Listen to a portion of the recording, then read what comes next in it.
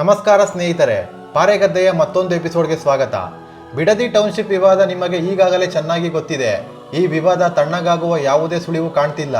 ಬದಲಿಗೆ ದಿನದಿಂದ ದಿನಕ್ಕೆ ಇದರ ಬಿಸಿ ಏರ್ತಾನೆ ಇದೆ. ಬಿಡದಿ ಸುತ್ತಮುತ್ತ ಈಗ ಬರೀ ಹಸಿರು ಹೊಲಗದ್ದೆಗಳಷ್ಟೇ ಇಲ್ಲ, ಅದರ ಜೊತೆಗೆ ರಾಜಕೀಯದ ಭೀಕರ ಬಿರುಗಾಳಿಯೂ ಎದ್ದಿದೆ. ಹೌದು, ಮುಖ್ಯಮಂತ್ರಿ ಡಿ.ಕೆ. ಶಿವಕುಮಾರ್ ಅವರ ಡ್ರೀಮ್ ಪ್ರಾಜೆಕ್ಟ್ ಆದ ಬರೋಬ್ಬರಿ 20,000 ಕೋಟಿ ರೂಪಾಯಿ ವೆಚ್ಚದ 7,500 ಎಕರೆ ವಿಸ್ತೀರ್ಣದ ಬಿಡದಿ ಟೌನ್ಶಿಪ್ ಯೋಜನೆಗೆ ಸರ್ಕಾರ ಅಂತಿಮ ನೋಟಿಫಿಕೇಶನ್ ಹೊರಡಿಸಲು ಸಜ್ಜಾಗಿದೆ. ಆದರೆ ಈ ಭೂ ಸ್ವಾಧೀನ ಪ್ರಕ್ರಿಯೆ ಇಡೀ ರಾಮನಗರ ಜಿಲ್ಲೆಯ ರಾಜಕೀಯವನ್ನೇ ಅಲ್ಲೋಲ ಕಲ್ಲೋಲ ಮಾಡಿದೆ. ರೈತರು ಹಾಗೂ ಸರ್ಕಾರದ ನಡುವೆ ಬಿಡದಿ ಟೌನ್ಶಿಪ್ ಜಟಾಪಟಿ ತೀವ್ರಗೊಂಡಿದ್ದು, ಯೋಜನೆಯ ಅಂತಿಮ ಅಧಿಸೂಚನೆ ಪ್ರಕಟ ಬೆನ್ನಲ್ಲೇ ರೈತರ ಆಕ್ರೋಶ ಸ್ಫೋಟಗೊಂಡಿದೆ. ಈ ಹಿನ್ನೆಲೆ ಸರ್ಕಾರದ ವಿರುದ್ಧ ಬೃಹತ್ ಹೋರಾಟಕ್ಕೆ ರೈತರು ಸಿದ್ಧತೆ ನಡೆಸುತ್ತಿದ್ದಾರೆ. ಜೂನ್ 22ರಂದು ಬೃಹತ್ ಪ್ರತಿಭಟನೆಗೆ ಕರೆ ನೀಡಲಾಗಿದ್ದು, ಬಿಜೆಪಿ ಜೆಡಿಎಸ್ ಕೂಡ ರೈತರ ಹೋರಾಟಕ್ಕೆ ಸಾಥ್ ನೀಡೋಕೆ ಸಜ್ಜಾಗಿದೆ. ಈ ಬಿಡದಿ ಟೌನ್ಶಿಪ್ ವಿಷಯದಲ್ಲಿ ಒಂದೆಡೆ ರೈತರ ಭೂಮಿ ಉಳಿಸಲು ಎಚ್.ಡಿ. ಕುಮಾರಸ್ವಾಮಿ ಮತ್ತು ನಿಖಿಲ್ ಕುಮಾರಸ್ವಾಮಿ ಹೋರಾಟಕ್ಕೆ ಇಳಿದಿದ್ದರೆ, ಮತ್ತೊಂದೆಡೆ ಮಾಜಿ ಶಾಸಕ ಎ. ಮಂಜುನಾಥ್ ಜೆಡಿಎಸ್ ಪರವಾಗಿ ಬ್ಯಾಟಿಂಗ್ ಮಾಡ್ತಿದ್ದಾರೆ. ಇತ್ತ ಡಿಕೆಶಿ ಆಪ್ತ ಶಾಸಕ ಎಸ್.ಸಿ. ಬಾಲಕೃಷ್ಣ ಅವರು ಜೆಡಿಎಸ್ ನಾಯಕರಿಗೆ ಕೌಂಟರ್ ನೀಡುತ್ತಿದ್ದಾರೆ. ಹಾಗಿದ್ರೆ ಬಿಡದಿ ಟೌನ್ಶಿಪ್ ವಿಚಾರಕ್ಕೆ ಸಂಬಂಧಿಸಿದಂತೆ ಯಾರ್ಯಾರು ಏನು ಹೇಳುತ್ತಿದ್ದಾರೆ, ಏನೆಲ್ಲ ಡೆವಲಪ್ಮೆಂಟ್ ಆಗಿದೆ, ರೈತರು ಏನು ಹೇಳ್ತಿದ್ದಾರೆ ಅನ್ನೋ ಬಗ್ಗೆ ಈ ವಿಡಿಯೋದಲ್ಲಿ ಕಂಪ್ಲೀಟ್ ಆಗಿ ನೋಡೋಣ. ವಿಡಿಯೋವನ್ನು ಕೊನೆವರೆಗೂ ಮಿಸ್ ಮಾಡದೆ ನೋಡಿ. ಸ್ನೇಹಿತರೆ, ಈಗಾಗಲೇ ನಾವು ಈ ಬಿಡದಿ ಟೌನ್ಶಿಪ್ ಏನು, ಯಾಕೆ ಮಾಡಲಾಗುತ್ತಿದೆ, ಇದರ ಹಿನ್ನೆಲೆ ಬಗ್ಗೆ ಈಗಾಗಲೇ ಡೀಟೇಲ್ ಆಗಿರೋ ವಿಡಿಯೋ ಒಂದನ್ನು ಮಾಡಿದ್ದೇವೆ. ಇಂದಿನ ಈ ವಿಡಿಯೋದಲ್ಲಿ ಇವಾಗ ಆಗ್ತಿರೋ ಬೆಳವಣಿಗೆ ಏನು ಅನ್ನೋದನ್ನು ನೋಡ್ತಾ ಹೋಗೋಣ. ಮೊದಲಿಗೆ ಪ್ರಸ್ತುತ ಅಪ್ಡೇಟ್ ಏನಪ್ಪಾ ಅಂದ್ರೆ, ಈ ಬಿಡದಿ ಟೌನ್ಶಿಪ್ ಅನ್ನು ಭಾರತದ ಮೊದಲ AICT ಅಂತ ಹೇಳಿಕೊಳ್ಳುತ್ತಿರುವ ಮುಖ್ಯಮಂತ್ರಿ ಡಿ.ಕೆ. ಶಿವಕುಮಾರ್ ಅವರು ಭೂಸ್ವಾಧೀನ ಪ್ರಕ್ರಿಯೆಯನ್ನು ಅತ್ಯಂತ ವೇಗವಾಗಿ ಮುಗಿಸಲು ಆದೇಶಿಸಿದ್ದಾರೆ. ಈ ಪ್ರಕ್ರಿಯೆಯಲ್ಲಿ ಬೈರಮಂಗಲ, ಬನ್ನಿಗಿರಿ, ಹೊಸೂರು, ಕಂಚುಗಾರನಹಳ್ಳಿ ಸೇರಿದಂತೆ 9 ಹಳ್ಳಿಗಳ ಸುಮಾರು 7,500 ಎಕರೆ ಫಲವತ್ತಾದ ಭೂಮಿಯನ್ನು ಸ್ವಾಧೀನಪಡಿಸಿಕೊಳ್ಳಲಾಗುತ್ತಿದೆ. ಇದರ ಜೊತೆಗೆ ಡಿಕೆಶಿ ಅವರು ರೈತರಿಗೆ ಪ್ರತಿ ಎಕರೆಗೆ 2.5 ಕೋಟಿ ರೂಪಾಯಿ ಪರಿಹಾರ ಅಥವಾ 50ರಷ್ಟು ಅಭಿವೃದ್ಧಿಪಡಿಸಿರುವ ಭೂಮಿಯನ್ನು ಕೊಡುವ ಬಂಪರ್ ಆಫರ್ ನೀಡಿದ್ದಾರೆ. ಇಷ್ಟೇ ಅಲ್ಲ, ಯಾವ ರೈತರು ತಮ್ಮ ಭೂಮಿಯನ್ನು ಕೊಡೋಕೆ ಒಪ್ಪಲ್ವೋ ಅಂತ ರೈತರ ಹಣವನ್ನು ಕೋರ್ಟ್ನಲ್ಲಿ ಡೆಪಾಸಿಟ್ ಮಾಡಿ ಪ್ರಾಜೆಕ್ಟ್ ಮುಂದುವರಿಸುವುದಾಗಿ ಖಡಕ್ ಆಗಿ ಹೇಳಿದ್ದಾರೆ. ಇದಕ್ಕೆ ಜೂನ್ ಅಂತ್ಯದವರೆಗೆ ಟೈಮ್ ಕೊಡಲಾಗಿದೆ.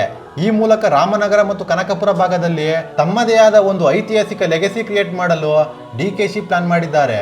ಆದರೆ ಇವರ ಈ ಪ್ಲಾನ್ಗೆ ರಾಜಕೀಯ ಮುಖಂಡರಿಂದ ಹಾಗೂ ರೈತರಿಂದ ತೀವ್ರ ಆಕ್ರೋಶ ವ್ಯಕ್ತವಾಗುತ್ತಿದೆ. ಬನ್ನಿ, ಯಾರು ಏನು ಹೇಳ್ತಿದ್ದಾರೆ ಅಂತ ನೋಡ್ತಾ ಹೋಗೋಣ. ಮೊದಲಿಗೆ ಈ ಯೋಜನೆಗೆ ತೀವ್ರವಾದ ವಿರೋಧ ಮಾಡ್ತಿರೋದು ಕೇಂದ್ರ ಸಚಿವ ಎಚ್.ಡಿ. ಕುಮಾರಸ್ವಾಮಿ.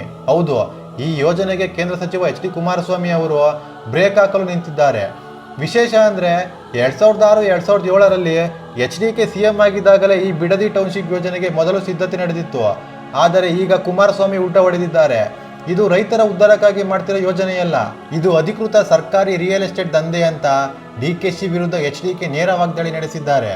ಫಲವತ್ತಾದ ಕೃಷಿ ಭೂಮಿ, ಲಕ್ಷಾಂತರ ತೆಂಗು, ಅಡಿಕೆ ಮತ್ತು ಮಾವಿನ ಮರಗಳನ್ನು ನಾಶ ಮಾಡಿ 5,000ಕ್ಕೂ ಹೆಚ್ಚು ರೈತ ಕುಟುಂಬಗಳನ್ನು ಬೀದಿಗೆ ತಳ್ಳಲು ಡಿಕೆಶಿ ಹೊರಟಿದ್ದಾರೆ ಅಂತ ಕುಮಾರಸ್ವಾಮಿ ಕಿಡಿಕಾರಿದ್ದಾರೆ. ಅಷ್ಟೇ ಅಲ್ಲದೆ ಡಿಕೆಶಿ ವಿರುದ್ಧ ವೈಯಕ್ತಿಕ ದಾಳಿ ನಡೆಸುತ್ತಿರೋ ಕುಮಾರಸ್ವಾಮಿ, ಮುಖ್ಯಮಂತ್ರಿ ಡಿ.ಕೆ. ಶಿವಕುಮಾರ್ ಅವರು ರಿಯಲ್ ಎಸ್ಟೇಟ್ ದೊರೆ. 1999ರಲ್ಲಿ ಕೇವಲ 3 ಎಕರೆ ಹೊಂದಿದ್ದ ರಾಜ್ಯದ ಮುಖ್ಯಮಂತ್ರಿ ಆಸ್ತಿ 2023ರ ವೇಳೆಗೆ 1,400 ಕೋಟಿ ಹೇಗಾಯಿತು, ಇಷ್ಟು ವೇಗವಾಗಿ ಶ್ರೀಮಂತರಾಗುವುದು ಹೇಗೆ ಅಂತ ರೈತರಿಗೂ ಹೇಳಲಿ ಅಂತ ಕುಮಾರಸ್ವಾಮಿ ವ್ಯಂಗ್ಯವಾಡಿದ್ದಾರೆ. ಜೊತೆಗೆ ರಾಜ್ಯದ ಕಾಂಗ್ರೆಸ್ ಸರ್ಕಾರವೇ ಜನರ ಭೂಮಿಯನ್ನು ಲೂಟಿ ಹೊಡೆಯಲು ಹೊರಟಿದೆ. ನೇರವಾಗಿ ಮುಖ್ಯಮಂತ್ರಿಗಳೇ ರಿಯಲ್ ಎಸ್ಟೇಟ್ ಮಾಫಿಯಾ ದೊರೆಗಳ ಜೊತೆ ಕೈ ಜೋಡಿಸಿ ಈ ದಂಧೆ ನಡೆಸುತ್ತಿದ್ದಾರೆ. ಬಹುಪಾಲು ರೈತರು ಭೂಮಿ ಕೊಡಲು ತಯಾರಿಲ್ಲ.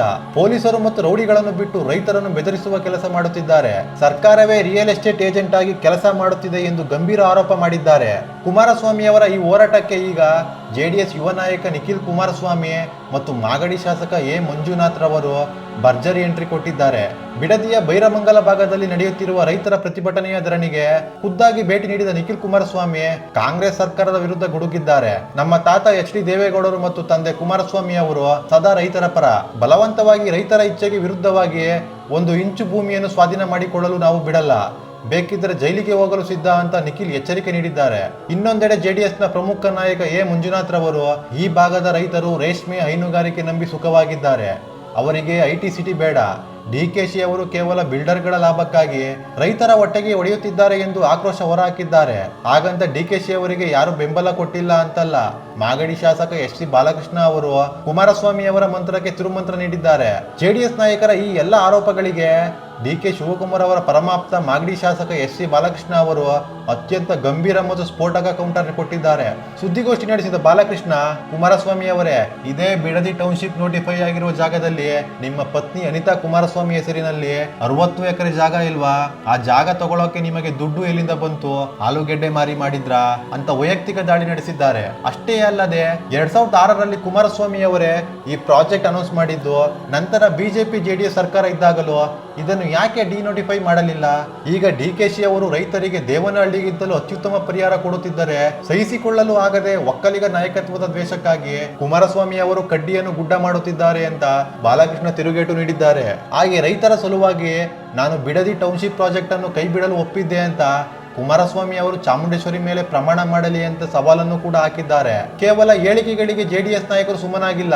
ಬಿಡದಿ ಟೌನ್ಶಿಪ್ ಯೋಜನೆ ವಿರೋಧಿಸಿ ಜೆಡಿಎಸ್ ಪಕ್ಷವು ಜೂನ್ 21ರಂದು ಈ ಯೋಜನೆಯಲ್ಲಿ ಬರುವ 26 ಹಳ್ಳಿಗಳಲ್ಲಿ ಬೃಹತ್ ಪಾದಯಾತ್ರೆ ಹಮ್ಮಿಕೊಂಡಿದೆ. ಪಕ್ಷದ ಮುಖಂಡರು, ಕಾರ್ಯಕರ್ತರು ಹಾಗೂ ಸಂತ್ರಸ್ತ ರೈತರೊಂದಿಗೆ ಪಾದಯಾತ್ರೆ ನಡೆಯಲಿದೆ. ಬಿಡದಿಯ ಅರಳಾಳು ಸಂದ್ರದಲ್ಲಿ ಮಾಧ್ಯಮಗೋಷ್ಠಿ ನಡೆಸಿದ ಜೆಡಿಎಸ್ ಯುವ ನಾಯಕ ನಿಖಿಲ್ ಕುಮಾರಸ್ವಾಮಿ ಮುಂದಿನ ಹೋರಾಟದ ರೂಪುರೇಷೆಗಳ ಬಗ್ಗೆ ಮಾಹಿತಿ ನೀಡಿದ್ದಾರೆ. ಬಿಡದಿ ಟೌನ್ಶಿಪ್ ಹೆಸರಿನಲ್ಲಿ ಸರ್ಕಾರ ನಡೆಸುತ್ತಿರುವ ಅನ್ಯಾಯದ ಭೂಸ್ವಾಧೀನದ ವಿರುದ್ಧ ನಮ್ಮ ಹೋರಾಟ ಈಗ ಬೀದಿಗೆ ಬಂದಿದೆ. ಇದೊಂದು ಸರ್ಕಾರಿ ರಿಯಲ್ ಎಸ್ಟೇಟ್ ಯೋಜನೆಯಾಗಿದೆ, ಸಂಪೂರ್ಣವಾಗಿ ಹಣ ಲೂಟಿ ಮಾಡುವ ಯೋಜನೆಯಾಗಿದೆ ಎಂದು ಆರೋಪಿಸಿದ್ದಾರೆ. ಹಾಗೆ ಹೈನುಗಾರಿಕೆ, ರೇಷ್ಮೆ, ಕೃಷಿ ನಂಬಿ ಬದುಕುತ್ತಿರುವ ರೈತರನ್ನು ಬೀದಿಗೆ ತಳ್ಳಲು ಹೊರಟಿರುವ ಸರ್ಕಾರದ ವಿರುದ್ಧ ನಮ್ಮ ಹೋರಾಟ ನಿರಂತರವಾಗಿ ಇರಲಿದೆ. ಈ ಯೋಜನೆಯನ್ನು ತಕ್ಷಣ ಕೈಬಿಡಲು ಒತ್ತಾಯಿಸಿ ಬರುವ ಜೂನ್ 21ರಂದು ನಡೆಯಲಿರುವ ಬೃಹತ್ ಪಾದಯಾತ್ರೆಯಲ್ಲಿ ಹೆಚ್ಚಿನ ರೈತ ಬಾಂಧವರು ಭಾಗವಹಿಸಿ ಯಶಸ್ವಿಗೊಳಿಸಬೇಕು ಎಂದು ವಿನಂತಿಸಿದ್ದಾರೆ. ಸ್ನೇಹಿತರೆ, ಕೊನೆಯಲ್ಲಿ ಹೇಳಬೇಕಂದ್ರೆ ಬಿಡದಿ ಟೌನ್ಶಿಪ್ ಕೇವಲ ಒಂದು ಅಭಿವೃದ್ಧಿ ಯೋಜನೆಯಾಗಿ ಉಳಿದಿಲ್ಲ. ಇದು ಡಿ.ಕೆ.ಶಿ ಮತ್ತು ಕುಮಾರಸ್ವಾಮಿ ಕುಟುಂಬಗಳ ನಡುವಿನ ಪ್ರತಿಷ್ಠೆಯ ಕದನವಾಗಿ ಬದಲಾಗಿದೆ. ಒಂದು ಕಡೆ ಪ್ರಾಜೆಕ್ಟ್ ಮುಗಿಸಲೇಬೇಕು ಅನ್ನೋ ಹಠದಲ್ಲಿ ಸಿಎಂ ಡಿ.ಕೆ.ಶಿ ಮತ್ತು ಬಾಲಕೃಷ್ಣ ಇದ್ದರೆ, ಇನ್ನೊಂದೆಡೆ ರೈತರನ್ನು ಮುಂದಿಟ್ಟುಕೊಂಡು ಸರ್ಕಾರಕ್ಕೆ ಪೆಟ್ಟು ಕೊಡಲು ಕುಮಾರಸ್ವಾಮಿ, ನಿಖಿಲ್ ಮತ್ತು ಮಂಜುನಾಥ್ ಸ್ಕೆಚ್ ಹಾಕಿದ್ದಾರೆ. ಆದರೆ ತಂದೆ ತಾಯಿ ಜಗಳದಲ್ಲಿ ಕೂಸು ಬಡವಾಯಿತು ಅನ್ನೋ ತರ ಕಾಂಗ್ರೆಸ್ ಹಾಗೂ ಜೆಡಿಎಸ್ ನಡುವಿನ ರಾಜಕೀಯ ಹಾಗೂ ವೈಯಕ್ತಿಕವಾದ ಈ ಮಹಾಸಮರದಲ್ಲಿ ಪೆಟ್ಟು ಮಾತ್ರ ರೈತರಿಗೆ. ಈ ಹೋರಾಟದಲ್ಲಿ ಕೊನೆಗೆ ಗೆಲುವು ಯಾರದಾಗುತ್ತೆ, ಬಿಡದಿ ಹಳ್ಳಿಗಳ ಸ್ಥಿತಿ ಏನಾಗುತ್ತೆ ಎಂದು ಕಾದು ನೋಡಬೇಕಾಗಿದೆ. ನಿಮ್ಮ ಪ್ರಕಾರ ಬಿಡದಿ ಟೌನ್ಶಿಪ್ ಆಗಬೇಕಾ ಅಥವಾ ಬೇಡವಾ? ನಿಮ್ಮ ಅನಿಸಿಕೆಗಳನ್ನು ಕಮೆಂಟ್ ಮಾಡಿ ತಿಳಿಸಿ. ಈ ವಿಡಿಯೋ ನಿಮಗೆ ಇಷ್ಟವಾದರೆ ಲೈಕ್ ಮಾಡಿ, ಶೇರ್ ಮಾಡಿ ಮತ್ತು ಸಬ್ಸ್ಕ್ರೈಬ್ ಮಾಡಿ. ಮುಂದಿನ ವಿಡಿಯೋದಲ್ಲಿ ಮತ್ತೆ ಭೇಟಿಯಾಗೋಣ. ಧನ್ಯವಾದಗಳು.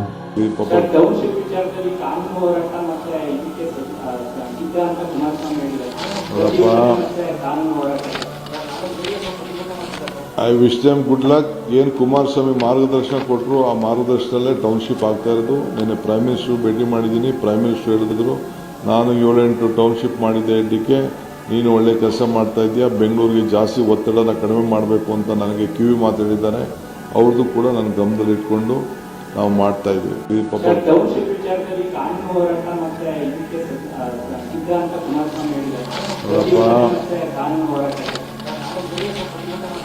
I wish them good luck.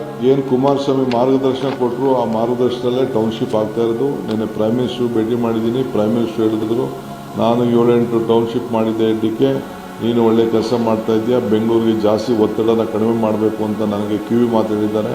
ಅವ್ರದ್ದು ಕೂಡ ನನ್ನ ಗಮನದಲ್ಲಿ ಇಟ್ಕೊಂಡು ನಾವು ಮಾಡ್ತಾ ಇದ್ದೀವಿ.